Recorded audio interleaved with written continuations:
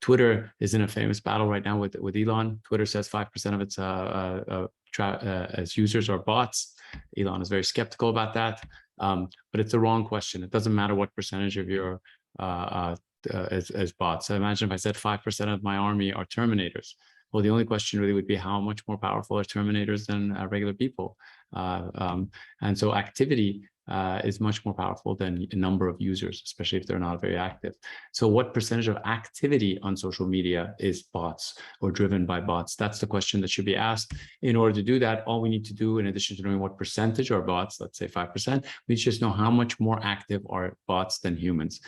Before we answer that question, let's look for Twitter. And Twitter API says you need 800 tweets an hour or more to be automatically flagged as a bot. They may have other ways of flagging bots, but 799 or below, this particular API published API rule won't be tripped. So that's a lot of room for people to do that, because no human has ever tweeted 800 times in 1 hour. So I don't even know why they have this limit like this. But here it is. So this is as a grid. On this left, if you see 1, 2, 3, 4, let's say 5%, as Twitter says, of its activities are bots. If a bot is 10 times, 50, 100 times more active than a human, then 84% of all activities, that's all likes, shares, comments, are bots. If it's 1,000 times more active, then that would be the case for trending topics, etc., possibly 98%. And keep in mind, bots were designed to be active, so it's not a surprise if they are more active than humans. So again, for summarizing here, if 100 times more active, 84% of all activity. If 1,000 times more active than a human, then 98% of all activity by math is bot driven. That's fake likes, fake comments, fake followers. Why would platforms allow this to happen? Why allow all these bots? Why have these ridiculously high limits? And I think it comes down to business model. Business models traditionally, as advertising on these platforms, advertising was sold, Super Bowl ads reaching a number of impressions to a number of people.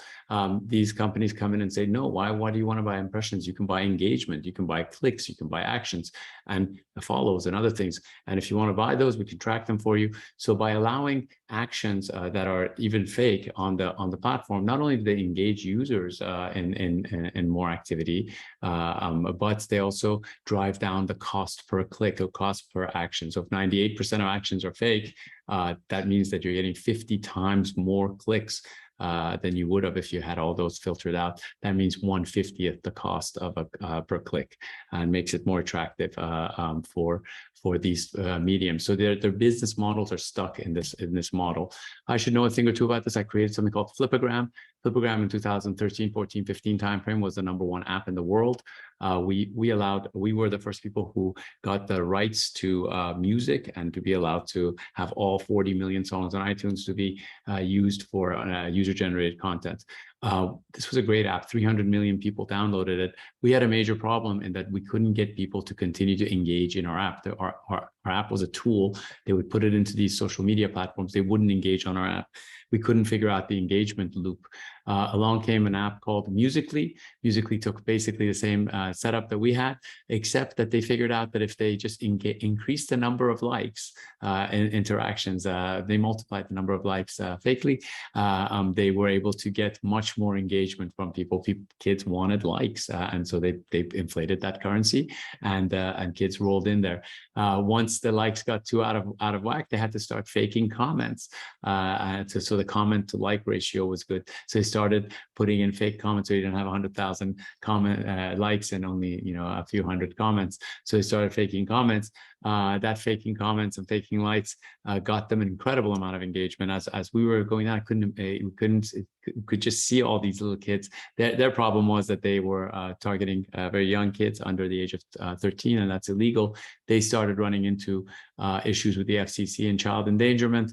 They had to settle. So both they and us were having problems when along came a company called ByteDance. ByteDance bought both of us, Flipagram and Musical.ly, combined the two to create TikTok.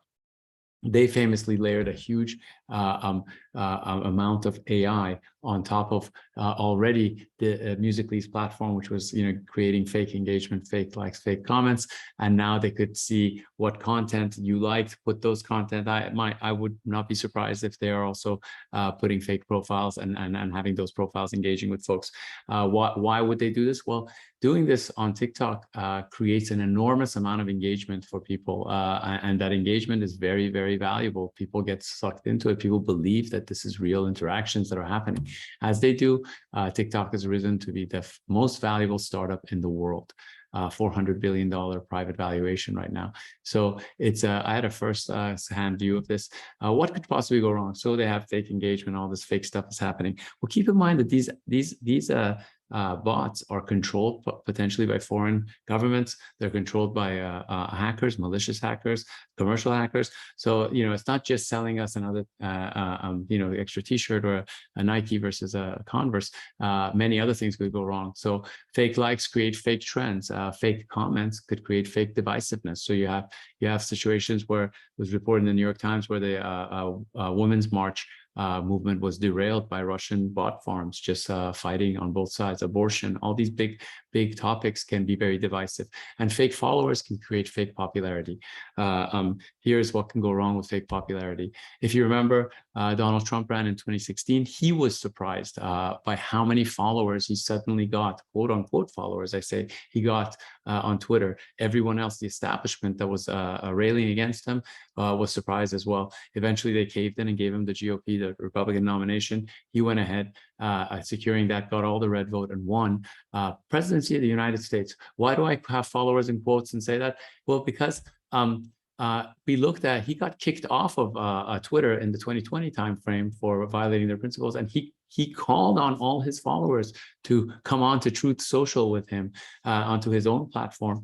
And the sad truth of Truth Social is that it only has 514,000, less than 0.5% of the daily the volume of his followers, 2 million monthly active viewers, again like 2%, and lifetime downloads is 3.9 million, not even 5% of his total followers on Twitter. So, and Business Insider said it's a conservative ghost town, has been overrun by bots. So even half of those might be bots.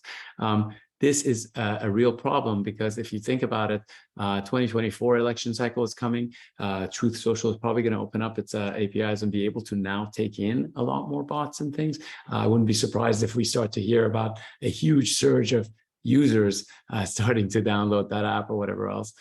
There's lots of people who would like to have all sorts of influence on our elections and other things, could be using these bots. So what to do? It's kind of cool to know that maybe it was fake news to some level, but what can we do now? My view is that we need a show your bots law.